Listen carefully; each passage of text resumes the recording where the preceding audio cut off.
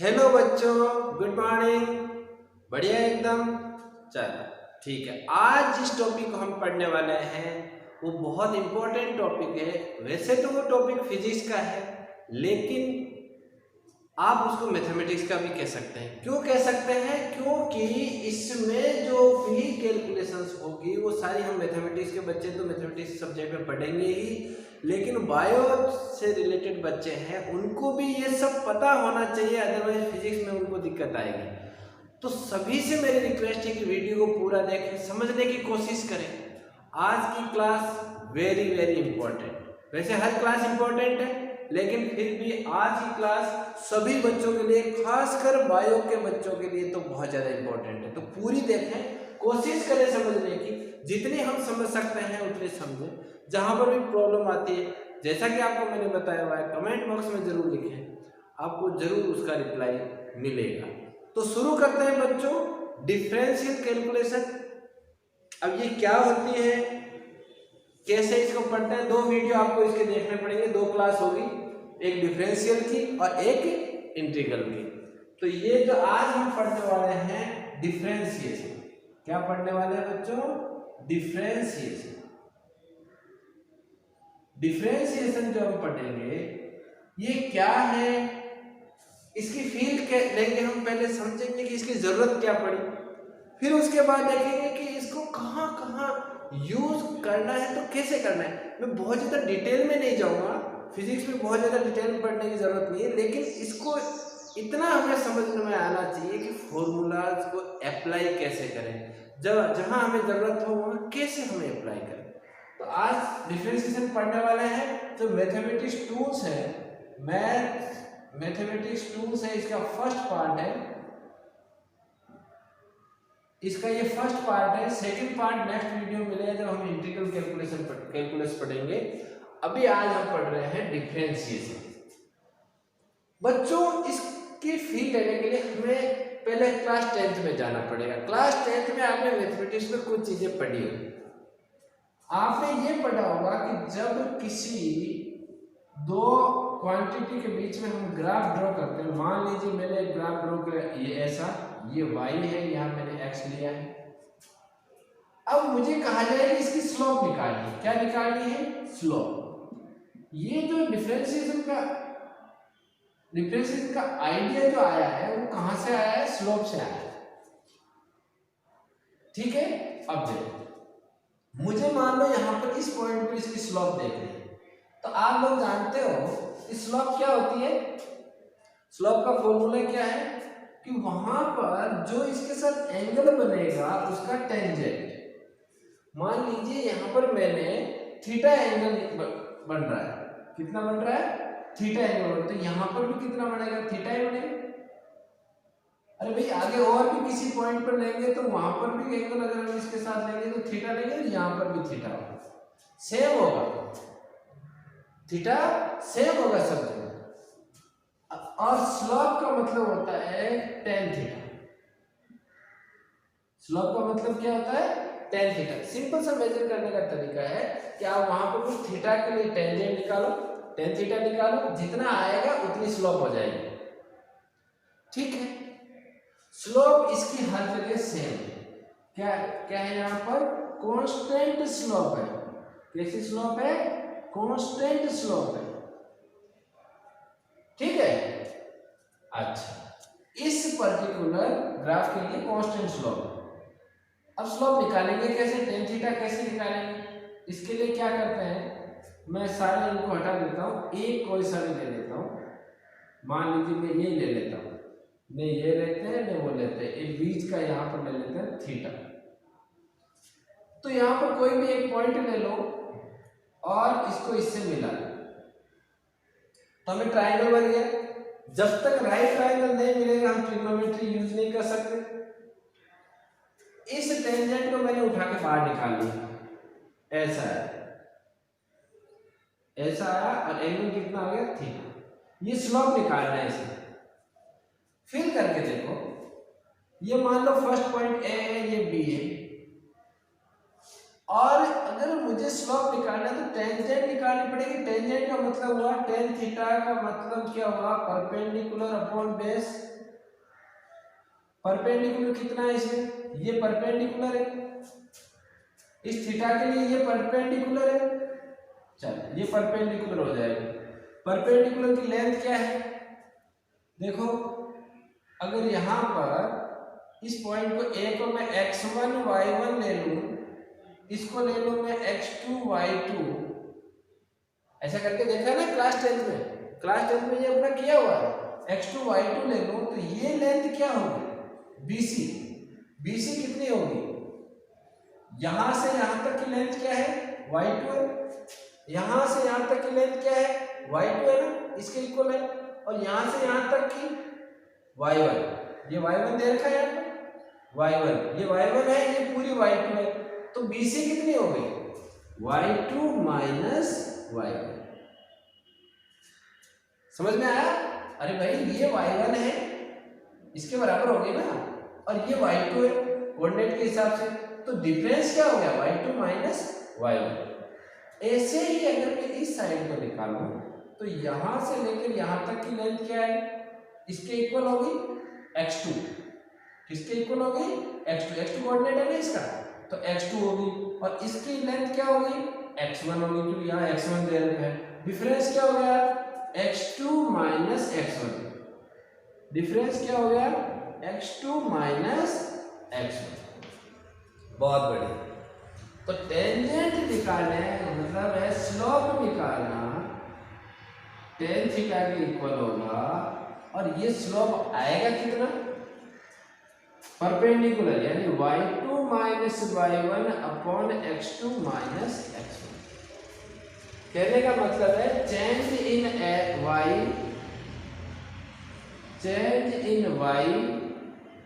Upon change in x। देखो इससे हम सीधे डिफरेंशिएशन पे चले जाए। सबसे पहले हमें कंसेप्ट समझना है, कंसेप्ट समझ में आने के बाद कोई दिक्कत नहीं होगी। Change in y upon change in x, बहुत बढ़िया। तो ये आपको समझ में आ गया जब हम एक स्ट्रेट लाइन को डिस्कस कर रहे हैं, जब हम एक कांस्टेंट स्लोप को डिस्कस कर रहे हैं।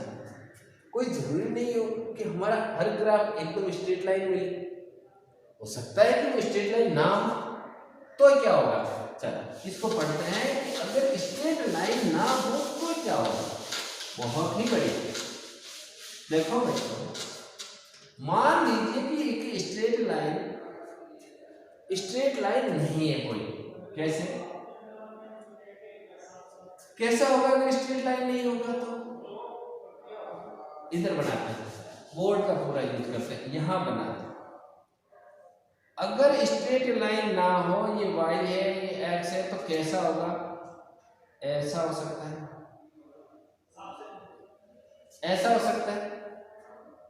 यहां इस पॉइंट पर a पर मुझे स्लोप निकालना है। स्लोप कैसे निकालेंगे, यहाँ एक टेंजेंट ड्रॉ करेंगे ऐसे, फिर यहाँ इस एंगल थीटा को लेंगे, टेन थीटा निकाल लेंगे, टेंजेंट ले ली, एंगल थीटा ले लिया और स्लोप निकाल लिया। चलो बढ़िया है। यहां पर इस जगह निकालना हो तो ऐसे टेंजेंट ड्रॉ करेंगे, ये एंगल हो गया, तो ये थीटा जो है बढ़ गया आपकी बार, यहाँ इतना सा थीटा था अब इतना हो गया, थीटा इंक्रीज हो गया। इसका मतलब आपका थीटा जैसे ही चेंज हुआ, क्या चेंज हो जाएगा, टेन थीटा चेंज हो जाएगा। अरे होगा कि नहीं होगा, और टेन थीटा चेंज होगा तो स्लोप चेंज होगा। इसका मतलब क्या हुआ, इसका मतलब यह हुआ कि जो स्लोप है it is changing, slope is changing, so we can say we have here variable slope. कैसा स्लोप है, वेरिएबल स्लोप है। अब की बार नहीं है कि कांस्टेंट हो, अपन हर जगह थीटा सेम ले लें, वो सिचुएशन नहीं है ना। अच्छा तो क्या करें, तो देखो मैं इसको दोबारा बनाता हूं। अब एक अजीब सी सिचुएशन आ गई, इसको सॉल्व करने के लिए हमें डिफरेंशिएशन सीखना पड़ा। ये आपका बहुत ही बढ़िया सा कर्व है, कोई भी कर्व है जो स्ट्रेट लाइन नहीं है। अब देखो बच्चों, मैं इस पॉइंट पर अगर स्लोप निकालना चाहता हूं तो मैं करूं क्या? एक पॉइंट ए ले लिया मैंने, यहां पॉइंट ले लिया बी, ट्राइंगल मैंने बनाने की कोशिश की, ये ऐसा ट्राइंगल बन गया। ये लाइन ए को बी से मिलाऊंगा तो ऐसे बनेगी। अब यहां पर ये तो गलत हो गया, ये तो गलत हो गया। तो ये मैं क्या करूं कि ये ए बी जो है मुझे स्ट्रेट लाइन मिल जाए? क्या उपाय करें? इसके लिए क्या किया उन्होंने, हमने क्या किया, ए और बी को पास पास लिया। ये जैसे स्लोप है तो यहाँ ए और बी को बिल्कुल पास पास लिया। तो इस कर्व में जो चेंज आ रहा था, कर्व में जो चेंज आ रहा था वो अब बहुत ही कम हो गया, हमें मिल गई स्ट्रेट लाइन। कब मिल गई? ये क्या मिल गई? Straight line. और एक छोटा सा हम ट्राइंगल यहाँ से निकालने में कामयाब हो गए। ये ट्राइंगल तो नहीं निकाल सकते क्योंकि ये है ही नहीं इसके लिए, ये तो कर्व अंदर है, लाइन कट रही है इसकी, है ना, ये कर्व इसके लिए है ही। जिस ट्राइंगल को हम ले रहे हैं इसके लिए ये कर्व है ही। अगर हम इसको बिल्कुल क्लोज ले आए ए और बी को, इतना क्लोज ले आए कि हमें एक स्ट्रेट लाइन मिल जाए, तो हम इसको फाइंड आउट कर सकते हैं। चलो, हम बहुत क्लोज ले आए तो स्लोप, तो ये ऐसा मिल गया हमें। स्लोप क्या हो जाएगा? क्या हो जाएगा? Again tan theta y2 minus y1 upon x2 minus x1। y2 minus y1 भी बहुत कम हो गया, इट इज ऑलमोस्ट जीरो,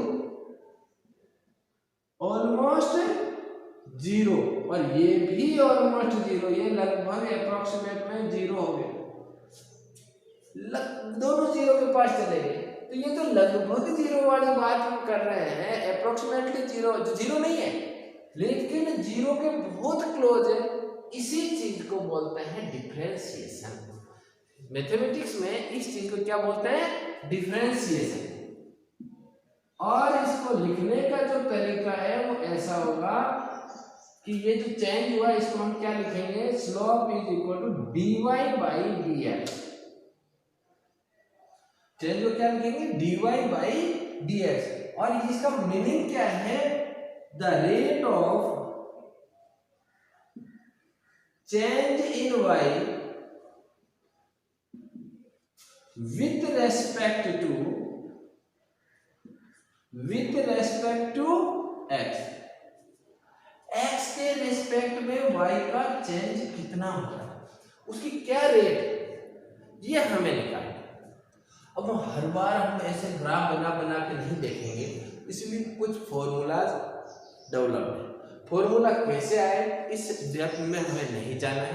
हमें क्या करना है कि उस फॉर्मूलाज को याद कर लेना है और उसको लगा देना है। आज हम अप्लाई करना सीख रहे हैं। फिजिक्स में कंसेप्ट के बजाय केवल एप्लीकेशन है, मैथमेटिक्स टूल्स का एप्लीकेशन है। मैं डिफरेंशिएशन में आपको केवल आज इसको अप्लाई करना बताऊंगा। आपको डिफरेंशिएशन की फील आ गई, समझ में आ गया कि डिफरेंशिएशन कैसा होता है? डिफरेंशिएशन ऐसा होता है dy बाई dx, ये डिफरेंशिएशन है। Change in y, rate of change in y with respect to x, ये आपको पता होना चाहिए। Rate of change in y with respect to x, ये है आपका डिफरेंशिएशन। और यहाँ y क्या है? y is a function, y is a function in terms of x, x की टर्म्स में कोई भी फंक्शन है, ठीक है। तो हम उसके साथ चेंज कर देख सकते हैं। कौन कौन से फॉर्मूला है वो हम अब देखते हैं। चलो, ये आपको समझ में आ गया। dy बाई dx निकालना है और y क्या है? कि फंक्शन है। सिंपल फंक्शन से शुरू करते हैं, फॉर्मूला के साथ साथ डिस्कस कर लेते हैं। पहला फॉर्मूला जो हमारे सबसे ज्यादा यूज में आता है वो है, अगर y is equal to x to the power n, y is equal to x to the power n, तो जो dy बाई dx होगा, dy बाई dx होगा वो होगा n x to the power n minus 1। Formula याद करना है, फॉर्मूले की गहराई में हमें नहीं जाना है। जो फर्स्ट प्रिंसिपल है, सेकंड प्रिंसिपल है, कुछ नहीं पढ़ना आपको, केवल क्या करना है कि ये nx⁻n−1 ये फॉर्मूला आपको याद रखना है। अच्छा अब देखो इसको अप्लाई कैसे करें। शुरुआत करते हैं एक्स स्क्वायर से। y = x² आ गया आपके सामने। आपको कहा गया कि इसका डिफरेंशिएशन करो, तो dy/dx क्या हो जाएगा, ये n की जगह क्या है भाई, n की जगह 2 है, तो 2 साइड में आ जाएगा आगे और x⁻ आ जाएगा 2−1। तो ये आ गया बच्चों 2⁻x⁻1 और इसको हम लिखेंगे 2x। और लेते हैं y = x⁵, y = x⁵, तो dy/dx क्या हो जाएगा, 5 आगे आ गया, x⁵ -1 5x⁴।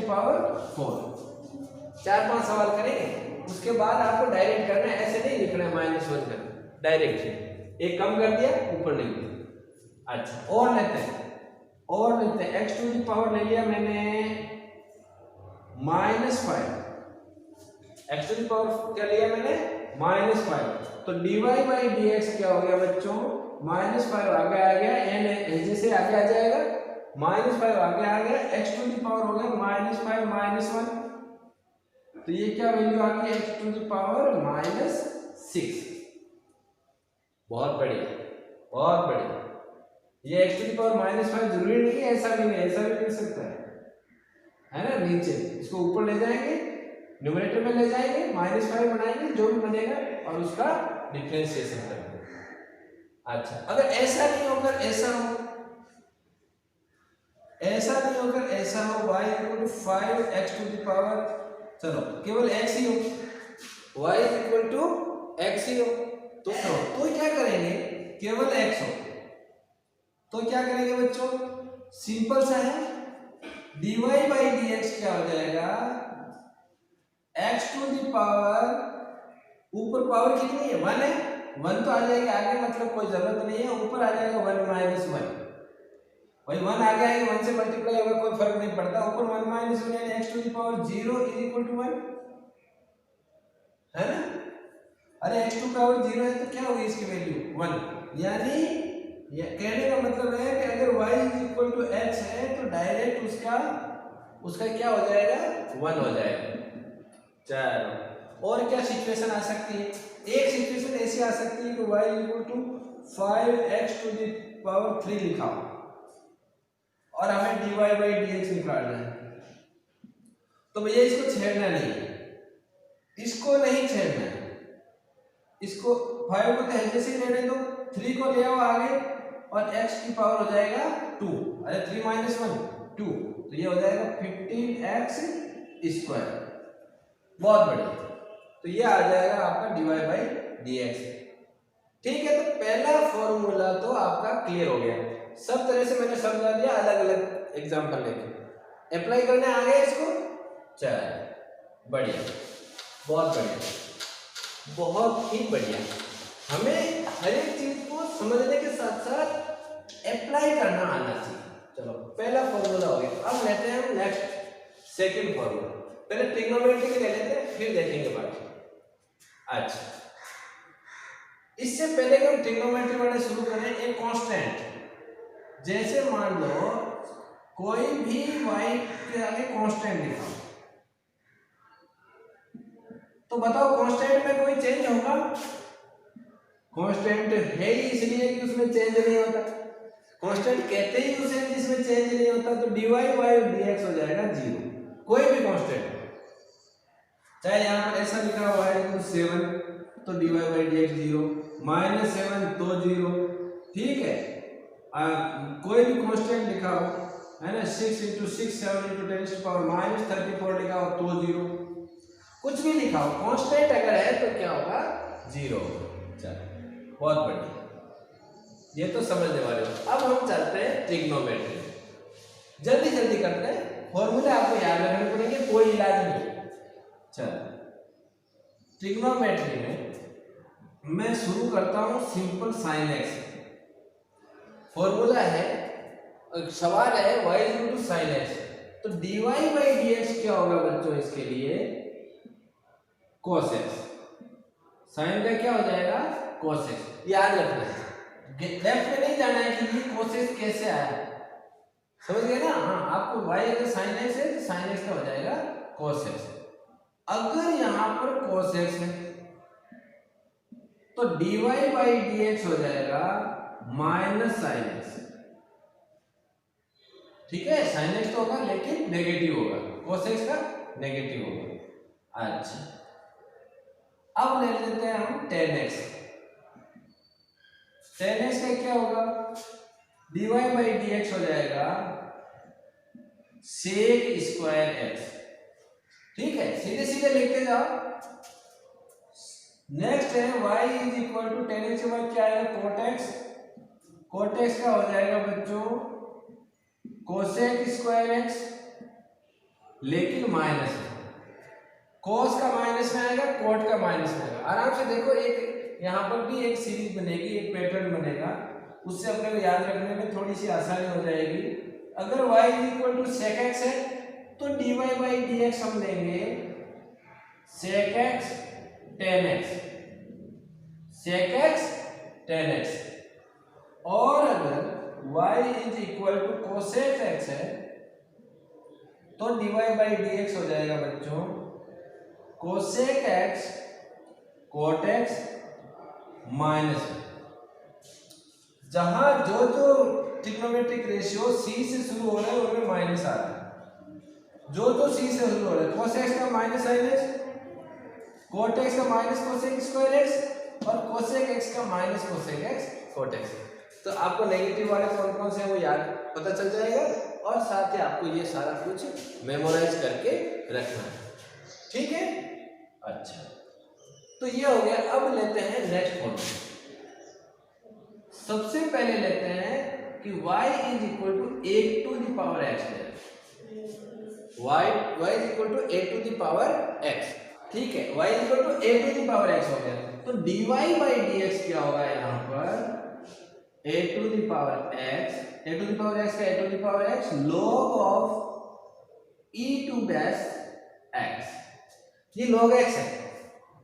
जिन्होंने log x, जो log के बारे में नहीं जानते, कई बच्चे हो सकता है जिन्होंने पहली बार देखा हो सर ये क्या है, तो एक वीडियो है वो आप देखना कि लोगरिथम और एंटी लोगरिथम पे बनाया हुआ है, वो आप जरूर देखें, मेरे इसी चैनल पे मिलेगा आपको लोगरिथम और एंटी लोगरिथम, पुराना वीडियो है, तो आप उसको जरूर देखें, 1-2 साल पहले का है कि log x क्या होता है। log ये मैंने e क्या लिखा है, ये क्या बेस है, बेस ये x क्या है, ये e क्या है, log क्या है, ये सब उसमें डिटेल से बताया हुआ है, आप उसको देखें, जो जानते हैं बहुत बढ़िया। तो y is equal to a to the power x है, dy by dx हो जाएगा a to the power x log of ex। Next है आपका बच्चों, अगर y e की पावर x है, e की पावर x हो तो dy by dx जो होगा वो भी e to the power x होगा। ये फॉर्मूला, ये दोनों फॉर्मूले सेम है।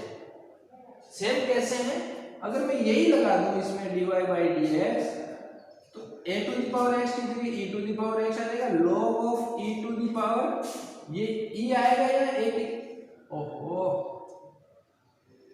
a आएगा यहाँ पर, है ना, हाँ e, यहाँ a आएगा x की जगह, ये बाय मिस्टेक मैंने लिख दिया, e to the power x है तो यहाँ पर क्या आएगा, इस a की जगह e आ जाएगा, इसकी वैल्यू 1 होती है तो ये आ गया e to the power x।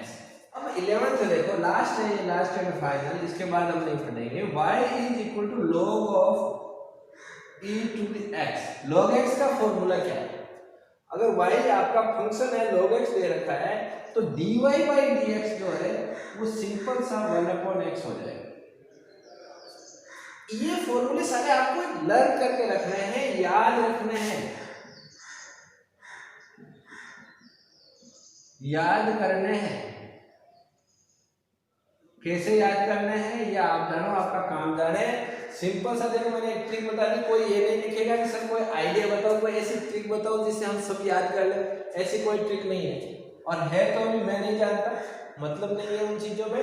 आप सिंपल सा ये यहाँ याद रखो, ट्रिग्नोमेट्री में जो सी से शुरू हो रहे हैं वो सारे नेगेटिव हैं, बाकी आपको याद करने पड़ेंगे, ये सब बहुत ही इंपॉर्टेंट फॉर्मूले, केवल छांट के मैंने वही बताए हैं जो आपके लिए इंपॉर्टेंट है। चलो बढ़िया बढ़िया है। अच्छा, अगेन हम बात करते हैं अप्लाई करने। किसकी बात करते हैं? अप्लाई कैसे करें। कई बार क्या है कि बहुत ही फंसे वैसे क्वेश्चन आते हैं और इसको अप्लाई करने के लिए कुछ रूल्स हैं। कुछ रूल्स हैं। पहला रूल है यूवी रूल। यूवी रूल क्या है? दो फंक्शन गुणा में हो, दो फंक्शन मल्टीप्लाई में हो, तब क्या करेंगे? तो क्या करेंगे? पहले मैं ले लेता हूं पहला फंक्शन दूसरा फंक्शन, पहला फंक्शन u दूसरा v, ठीक है। अच्छा, तो डी यूवी का dx क्या होगा? यानी y की जगह मैंने uv है, y की जगह क्या है? uv है, तो dv dy बाई dx क्या हो जाएगा? इसका सिंपल सा फॉर्मूला है, पहले को हम रख लेंगे पास में आराम से और दूसरे का डिफरेंशिएशन कर देंगे। एक बार फॉर्मूला समझ लो, उसके बाद अप्लाई करना बताता हूं। प्लस फिर दूसरे को रख लेंगे, पहले का डिफरेंशिएशन कर देंगे। बहुत बढ़िया, सिंपल सा है। पहले को रख लिया, दूसरे का डिफरेंशिएशन, दूसरे को रख लिया, पहले का डिफरेंशिएशन। कैसे समझ में कम आया? मान लो मैं एक लेता हूं function x square sine x। क्या इसके अंदर दो फंक्शन एक साथ मल्टीप्लाई में? हाँ, पहला फंक्शन दूसरा फंक्शन। अगर ये कांस्टेंट होता तो हमें कोई परवाह नहीं थी, कांस्टेंट जैसे रखते हम साइन x को कर देते, लेकिन यहाँ फंक्शन है, यहाँ फंक्शन है, ये इसको चेंज हो रहे हैं x के साथ। चलो, तो इसको अप्लाई करो, u की जगह ये, v की जगह ये। पहला आपने रख लिया, दूसरे का डिफरेंशिएशन कर दिया, फिर दूसरा रख लिया और पहले का डिफरेंशिएशन कर दिया। समझ में आया? अरे u की जगह x स्क्वायर है, v की जगह साइन x है, पहला रख दिया, दूसरे का डिफरेंशिएशन कर दिया, दूसरा रख लिया, पहले का डिफरेंशिएशन कर दिया। चलो, x स्क्वायर, इसका डिफरेंशिएशन क्या होगा? फॉर्मूला याद रखो, साइन x का क्या होता है? cos x। साइन x को एज इट इज रख लिया, x स्क्वायर का क्या होगा? 2 आगे आ जाएगा, क्या हो जाएगा? 2 आगे आ जाएगा, x to the power 2 minus 1, ऐसा होगा ना, 2 minus 1 n x to the power n minus 1। तो ये 2 माइनस 1 क्या हो जाएगा? 1। चल, तो ये लो जी, आंसर आ गया x square cos x plus 2x sin x। आया समझ में? हर चीज को अप्लाई करना आना चाहिए, ये बहुत काम में आएंगे आपके फिजिक्स में जैसे जैसे पढ़ोगे, खासकर 12th क्लास में तो बहुत ज्यादा काम आएंगे। जब अच्छा, ये 1D में भी काम आएंगे, जैसे अपन अभी पढ़ रहे हैं linear equations, sorry linear motion जो पढ़ रहे हैं, तो लीनियर मोशन में भी ये काम आएंगे। कैसे अप्लाई करना है, कब कौन से में जरूरत पड़ जाए, वहां पर आपको अगर आता है तो आप जल्दी से अप्लाई कर दोगे, अदरवाइज आपसे होगा नहीं वो सब। ठीक है, ये यूवी रूल क्लियर हो गया। सेकेंड रूल है, जल्दी जल्दी बता रहे, ज्यादा बातें करने का टाइम नहीं है, ठीक है।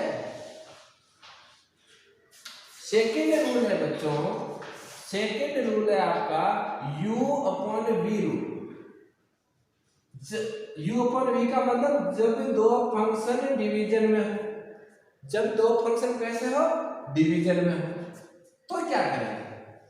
तो देखो, d if y is equal to u upon v, then du upon v with respect to x will be equal to, सबसे पहले क्या करना है, जो नीचे वाला है u upon v है, नीचे वाला जो है उसका स्क्वायर ले लो और इसी को याद रखो। यही बच्चे गलती करते हैं कि वो फॉर्मूला याद करके लिखते हैं, फॉर्मूला में थोड़ा सा मिसप्लेस हो गया, पूरा सवाल बर्बाद हो जाता है। तो हमें क्या करना चाहिए? सिस्टम से लिखना है इसको। सिस्टम क्या है? नीचे वाले का स्क्वायर क्या है, इसको लिखिए। अब लिख दो दूसरे का डिफरेंशिएशन विद माइनस, अब इसको स्थिर रख लो, दूसरे का कर दो, ठीक है, पहले इसको रख लिया, ऊपर वाले न्यूमरेटर का कर दिया माइनस, न्यूमरेटर को पास में रख लिया और डिनोमिनेटर का कर दिया।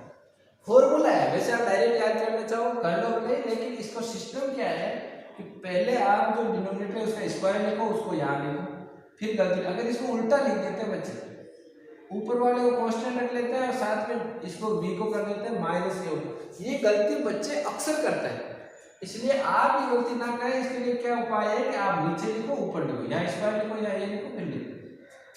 चलिए ले कुछ अप्लाई करना सीखे।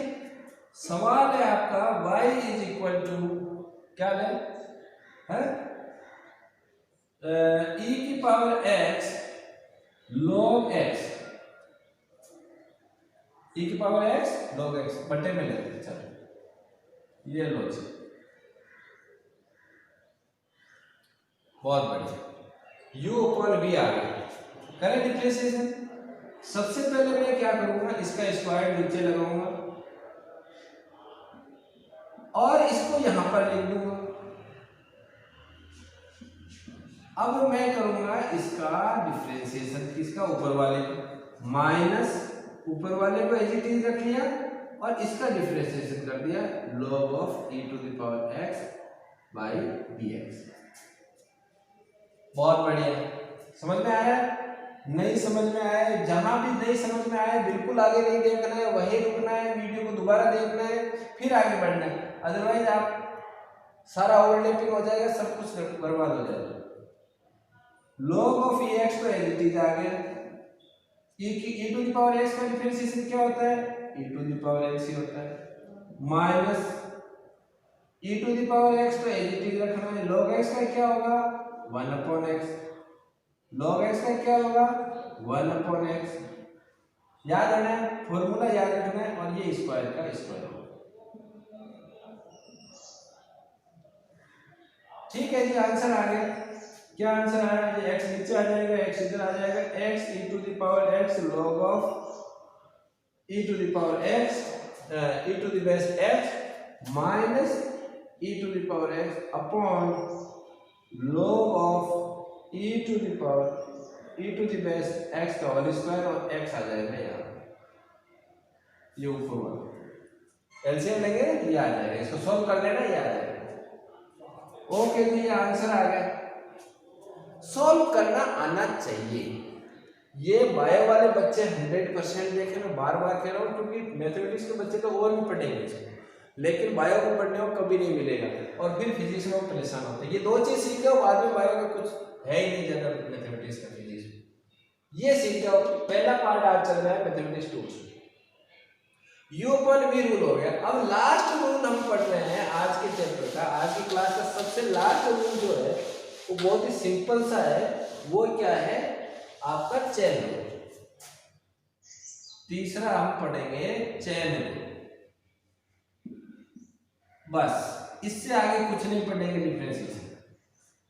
चेन रूल क्या है, चेन रूल ऐसे है बेटा, कई बार फंक्शन में फंक्शन होता है,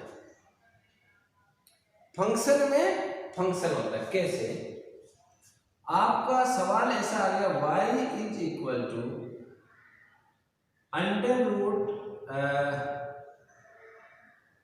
2x square 2x cube minus 3, मान लीजिए ऐसा क्वेश्चन। अब इसमें फंक्शन में फंक्शन है, कैसे है फंक्शन में फंक्शन कि एक तो ये फंक्शन, दूसरा क्या है इसने पावर अंडर रूट ले रखी है, यानी ये ऐसा है actually, under root square root का मतलब पावर 1/2, पावर 1/2। आज का लेसन बेटा समझ लिया तो समझो कि आपने आधी से ज्यादा फिजिक्स पढ़ ली और आप साइंस के लेने के योग्य हैं। ये आपका आज टेस्ट है, समझते जाओ आराम से। स्क्वायर रूट का मतलब पावर 1/2। तो एक फंक्शन तो ये है, दूसरा ये आपका x to the power n वाला फॉर्मूला लग जाएगा पहले तो, लेकिन फिर इसके अंदर भी लगेगा। तो हमें क्या करना है, ऐसे मन में सोचना है कि यहां पर इसकी जगह x है, यहां पर क्या है x है, ऐसे मन में सोच लेना है। मन में सोचने से बहुत आसान हो जाएगा। ये x है, x to the power n होगी, फॉर्मूला लगाओ। इसको थोड़ा सिंपल नहीं क्या करें, ये स्क्वायर रूट में अगली बार बताता हूँ आपको, अभी बताता हूँ। पहले हम क्या करते हैं, इसकी जगह ले लेता हूँ मैं 2। देखो इसको 2 लेने से क्या होगा, ये 2 हो गया तो एक तो फंक्शन ये मैंने मन में सोच लिया कि ये x है। क्या है यहाँ पर, x है, तो x स्क्वायर क्या कर दो, dy by d x will be equal to 2 नीचे आया, सामने आ गया, ये x है, ये क्या है, x है, पूरा x ही है, तो ये आ जाएगा, ये x की जगह आ गया, ये x है, ये आ गया, और ऊपर पावर क्या आ जाएगी 2 माइनस 1 यानी 1 आ गया।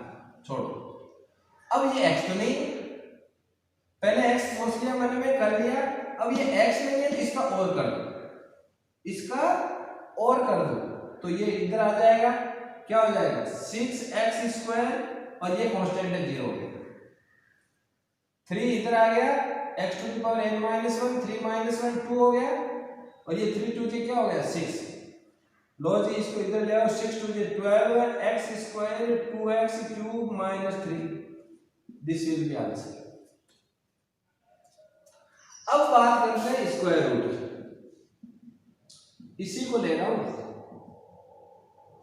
इसके ऊपर लगा दिया मैंने स्क्वायर रूट। स्क्वायर रूट लगाने का मतलब है कि यहां मैंने पावर ली है 1/2, पावर क्या ली है 1/2।